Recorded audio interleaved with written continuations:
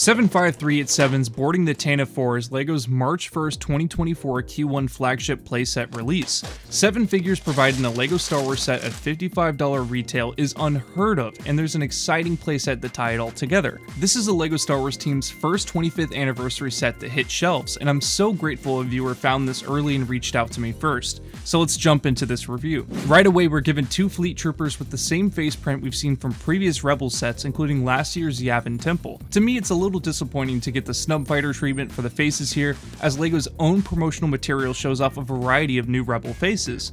But what is new is this very affordable access to the desirable Captain Antilles. Previously, to obtain this Rebel hero, you would have had to have gotten him from the expensive Tantive IV set. So to get an updated version with just minor changes is appreciated, but man, I would have loved to have seen LEGO provide dual overmolded legs for a character that very obviously wears dark boots. LEGO has been seeding these legs in affordable sets, and the legs are available on Build a Minifig and Pick a Brick. These overmolded legs would have been perfect for the fleet troopers too. Antilles sees a bigger badge on his shirt and new face lines to possibly show his aged appearance more. A side note, these LEGO blasters to me have always resembled the Rebel blaster from this scene, so getting them in silver is appreciated. The Imperial side offers nothing new except new Stormtrooper expressions. We get 2 Family Guy Stormtroopers in the set with the new torso and legs and the same reused Vader. The LEGO group constantly puts this new Vader in all these new sets. It is completely worth mentioning that this is the wrong appearance of Darth Vader. Vader's first appearance dons his cape over the shoulder plates, the same torso the LEGO group used for the Rebels version in 2016.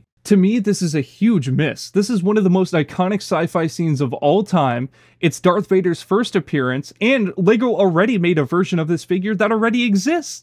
LEGO likes to change Vader's head, every year, so why not change the torso for his first appearance? This is such a unique version of Darth Vader, and I'm so surprised they got this wrong. But what I'm not surprised of is the community's reaction to this. This is just another symptom of clone brain, where people in the LEGO Star Wars community like to over-criticize clones, but yet don't see the obvious flaws in the most important characters. To me, this is one of the most important misses of this entire set, because 1, this Vader is really cool, he's really expensive, and it would have been a perfect time for the LEGO Star Wars group to give us the most iconic version of Vader to me. So, let's hop back in the video. The ARC Trooper 5's 25th anniversary figure from the description sounds like a slam dunk. An all updated modern ARC Trooper with new prints, new helmet holes, arm printing, etc. But there's some not great printing on this helmet, and to be fair, I feel like all of the criticism that I've seen regarding the printing on this helmet is completely fair, and to be honest, this figure is worse in hand. The cloth for the 5's figure feels like the previous cloth pauldrons we've gotten in the past, but when compared to the spongy cape we received in the same box for Vader, you can clearly tell these are 2 different materials used for accessories in this set. The 5's pauldron actually has some pre-folded indents on it that allow the user to bend the pauldron into its correct place. While the pauldron is really stiff, I wasn't able to use the Rage Machine method to allow the pauldron to stay in place. Something cool about this is there's actually a printed LEGO logo on the bottom of the pauldron. The instructions say to put this over the backpack, so we'll do that, and it just looks like a bow tie.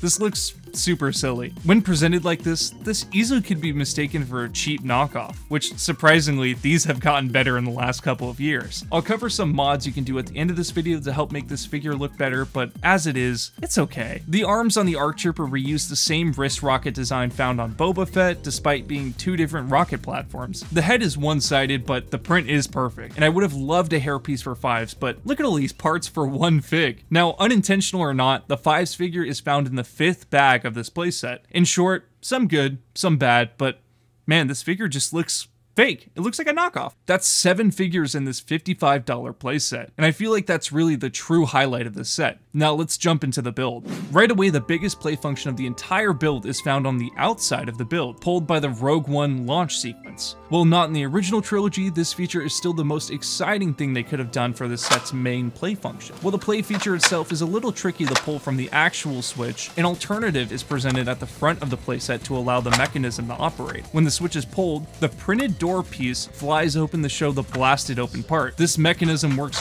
great, and using a bar that slides in between here, the the mechanism uses this stud to keep the door aligned with the rails. You will find yourself doing this over and over again as it just works perfectly and snaps into place every time. The hallway itself is fine. The details on the wall are perfectly reflected in the designs of the structure. Stickers coat the 3 columns of the build, but they look excellent. Seriously, this set could have been a massive quality control issue if that door was a sticker. LEGO designers will be eating cake after this launch, as there's a hidden pink brick in the floorboards. Some elements of the floor reveal tan bricks underneath, which somewhat may take away from the flush gray flooring, but I really don't care about this, but I figured I'd mention it. Now, what the flooring really does great is it introduces a far and improved model of what we saw in the Dark Trooper hallway set, where both hallway scene sets are loaded with small play features. But the Tantive IV incorporates 4 ground launchers to launch these figures as the boarding begins. These worked way better than the previous ground play functions, and I can't believe how far I was able to launch figures with so little effort. While a small, cute little build, I just feel like the main draw from the set is still the figures. If you got 2 of these sets, they'll attach to complete the full hallway, and yes, it looks a little goofy, but I think it's fine,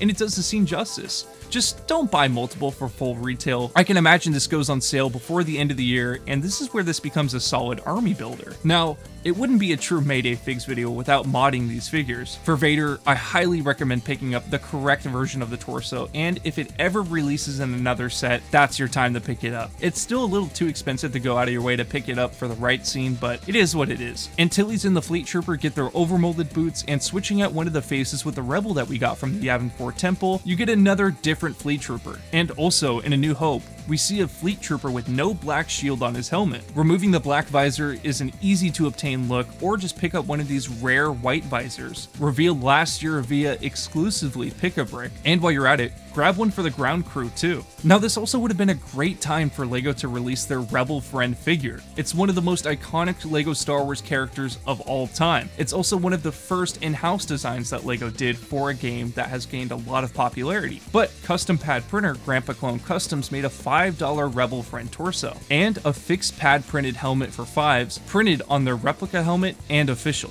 To me, this is a great addition to the figures included in this set. Now, this is a very exciting LEGO Star Wars set, and one of the best of 2024 that we've seen so far. It's going to be a good year.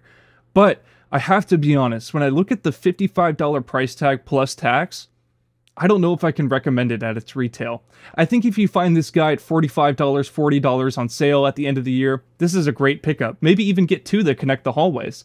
But with some of these figures, the 5s, the Vader being wrong, these Family Guy Stormtroopers, and I just think it could be so much better. And I find myself saying that over and over and over again when I review a LEGO set or a custom, and I just think there's room for improvement all across the board. But this set in particular, minus its flaws, it's pretty decent. That's it.